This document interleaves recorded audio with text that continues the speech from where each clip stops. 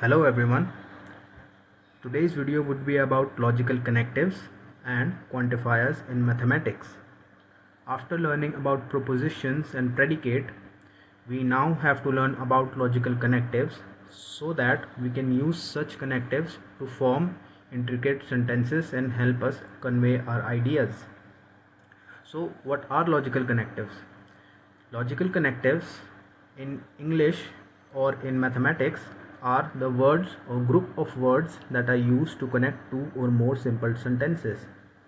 Such words can be and, or, then, if and only if, not, etc. Actually, there are many more logical connectives that are used in communication and language, but for mathematical purposes, these are the few connectives that are used the most. Now, what do these connectives do? How do they help us? Actually, these connectives help us join two or more sentences so that we can form a combined sentence. Now, the statements or the sentences that are joined together are called component statements. If we see the definition of component statements, that it can be statements that are joined together using logical connectives. And when we join two or more component statements, the resultant statement that we get is a compound statement. And by definition, compound statement is statement that is obtained by joining two statements, two or more component statements.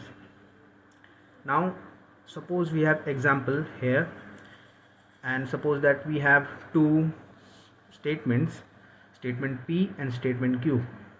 Statement P says E is a vowel. Statement Q says B is a consonant.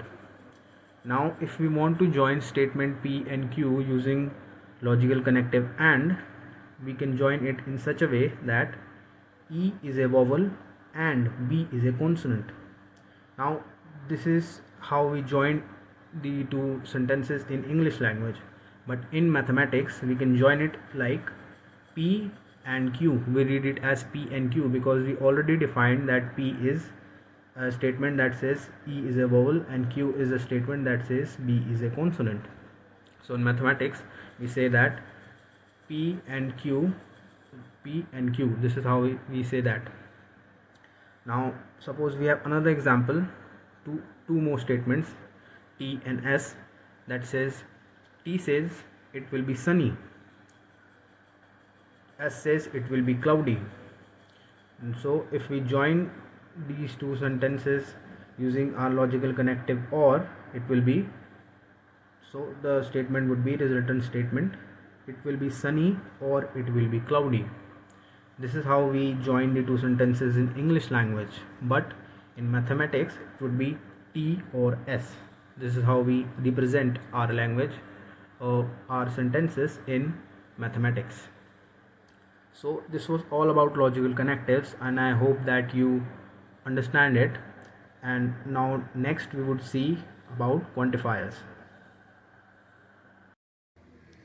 Now moving on from logical connectives, the next topic that we have to learn about are quantifiers. So what are quantifiers?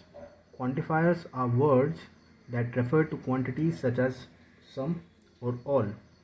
In English language, we can say that quantifiers are those words that help us to quantify certain quantities without assigning them an exact value or an exact number. If I were to give you some examples about how in English language a non-quantified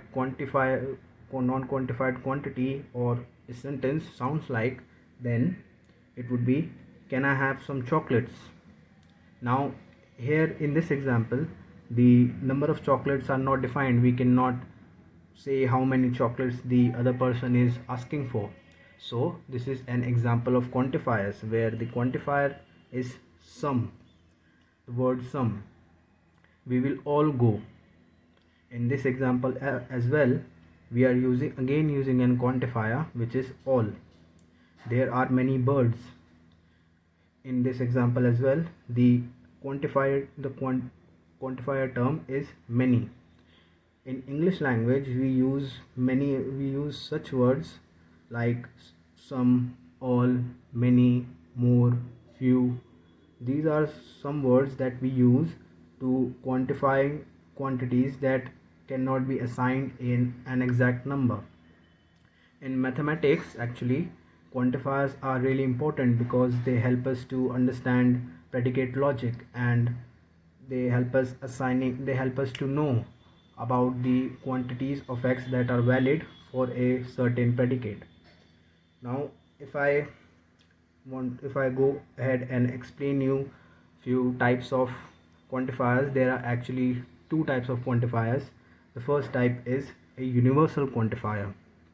As the name suggests, a universal quantifier is actually quantifier that is talking about everything. It is in a sense including everything that there is without assigning a value. Like, you can think of it like it includes everything. So whenever we talk about a, or say a sentence that includes everything without saying that it, without quantifying that it is including everything, then it will sound like for all x, for every x, for each x. Meaning, in the beginning of the sentence you will definitely realize that the speaker is trying to include everything that there is. So the symbol for universal quantifier is actually this V with a strike through, and this is read as for all. Whenever we see the sign like this, it is for the universal quantifier that says for all. Now suppose we have an example. Statement P says x is mortal. Now before moving forward and explaining about this, so an example of universal quantifier would be a statement P is given to us that says x is mortal. So before looking at the statement, we have to understand one thing, that whenever we want to choose values of x, then we define a set, and that set is called domain. Domain is the set where all the valid elements or all the valid values of x can be chosen from. So in this case I am defining the domain to be human beings, all human beings. We are representing domain with u, and x belongs to this set, x belongs to the domain, hence x is a human being as well. In mathematics, a statement actually looks like this. It's a combination of symbols, and this is the same statement written but in a concise form. So how do we read this? How do we read a statement in that is written in mathematics, but how do we read it in English?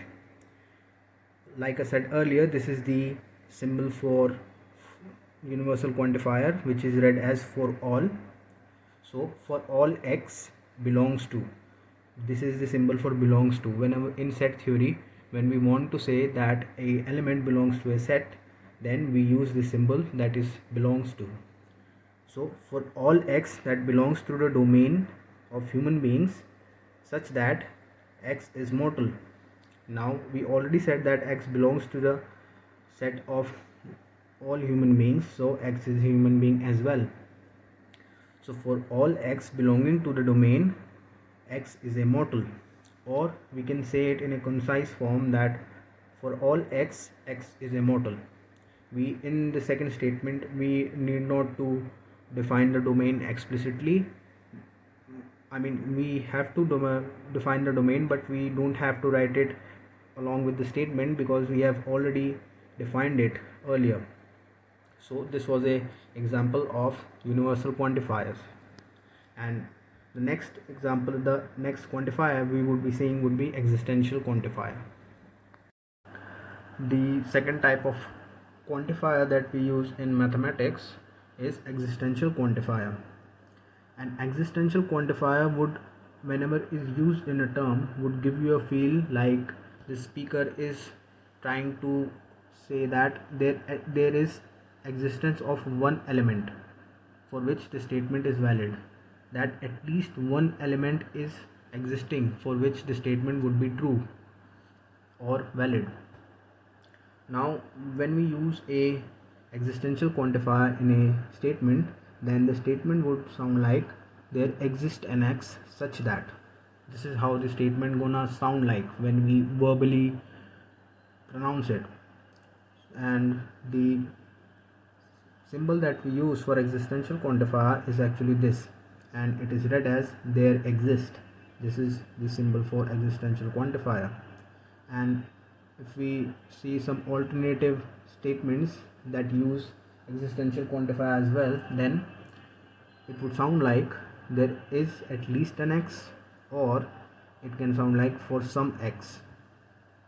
Now if I use the same example from earlier from the universal quantifier, that x is immortal, and we take the same domain, that domain is human beings, all human beings, and x is belonging to the set of human beings, then the statement would be like, actually we know that it is a true fact that all human beings are mortal, but I am just taking this example here again because this is the way we can actually relate the two quantifiers and see how there are similarities and dissimilarities. Okay, so the statement that uses an existential quantifier in mathematics would look like this. This is how its mathematical representation would look like, and its concise form, this statement concise form is this. If I were to read the statement like before from a universal quantifier, this is the sign of existential quantifier like we see earlier. So it is read as there exists an x belonging to the domain. This is how we can read this. There exists an x belonging to the domain such that x is immortal, meaning that we are hinting at the possibility that from all the human beings there are at least some human beings that are mortal. And if we want to read this in concise form, then there exists an x such that x is a human being. This is how statements that use existential quantifiers look like, and how we can read them in English language.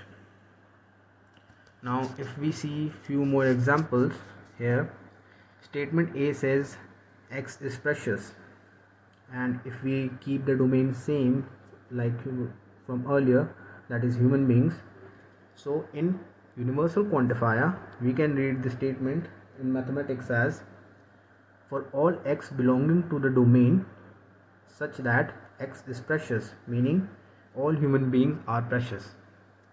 For all x, we can say it like for all human beings are precious. If we replace this by all human beings, then it would in English language become a universal quantifier, or its concise form is this: for all x, px, meaning all human beings are precious. And if we see the same statement in existential quantifier, then there exists some human beings that belongs to the domain such that they are precious. There exist some human beings that are precious. This is how this statement would be read in existential quantifier. Its concise form is this: there exists an x such that px. There exists some human beings that are precious. The second example is x are successful, and for this I have taken the domain to be all businessmen that are in the world. So in mathematics the statement would look like this, but in English language, for all x, for all businessmen belonging to the set of businessmen are successful. For all businessmen belonging to a set of businessmen are successful, or all businessmen are successful. For all x means businessmen, are successful. And the existential counterpart would be there exist few businessmen, or there exist some businessmen such that they are successful, or there exist businessmen that are successful. This is how we use existential quantifier in a statement in mathematics and how we read them in English. I hope the explanation was helpful and you find this video fruitful. And we would be continuing in our next video. Thank you for watching.